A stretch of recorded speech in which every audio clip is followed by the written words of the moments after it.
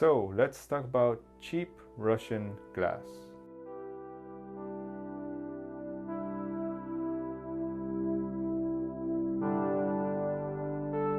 If you're like me, you have a kind of an affinity for vintage lenses, right? So maybe you've come across some Russian lenses in your quest for your ever-expanding collection, such as myself. And today I'm going to talk to you about 3 of the Russian lenses that I own. I actually own one more, but it's more pricey than the other ones. I want to keep this video to lenses that are very cheap and affordable. That means everyone can get their hands on them.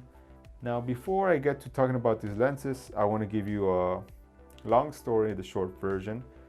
So after World War II, once Germany was defeated, basically Russia came in, raided the Zeiss factory, stole a bunch of blueprints, and started producing their own lenses, except they cut some corners, so they basically added the Russian touch to it. So many of these Russian lenses are actually just copies of Zeiss glass.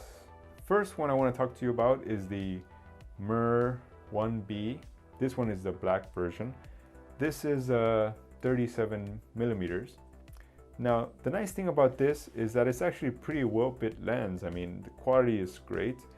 It does have a little bit of that swirly bokeh.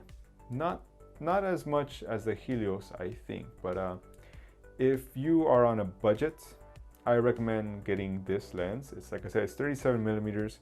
It's actually a 2.8, so it's pretty fast in my opinion.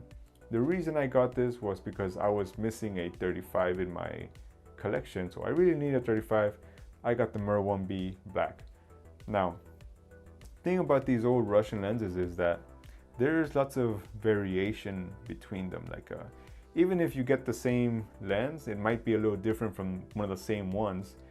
The thing is that most of these lenses were built in different factories. So each factory have different qualities. Let's just leave it like that. So anyways, generally I prefer and I suggest you get the Mir 1B black version.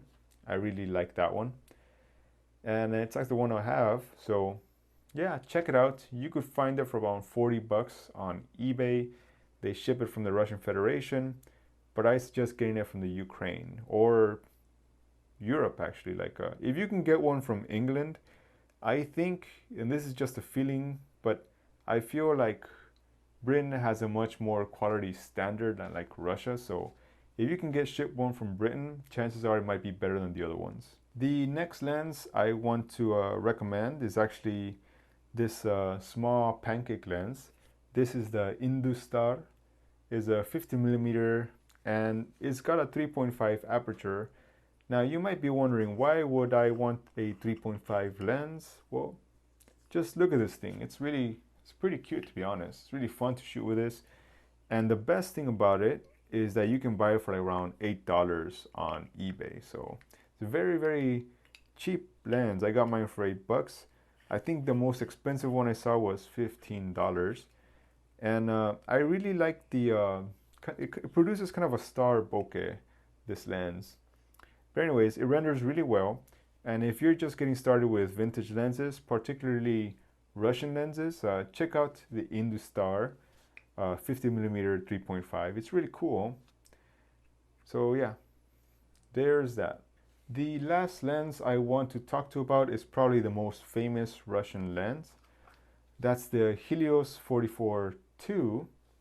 Now there's a whole bunch of Helios lenses out there. If you've never heard about it, you've probably been living under a rock. This lens produces some pretty crazy swirly bokeh in the pictures. Now it said that this is supposed to be like a copy of the BIOTAR, and I've actually shot with a BIOTAR and I couldn't really find much of a difference between the two. Maybe I'm just not that refined in my taste of vintage lenses, but it's actually quite nice. You can find them on eBay for 50 bucks. They used to be much cheaper, down up to 20, but the thing is they became so popular with YouTubers that this has been going up in price.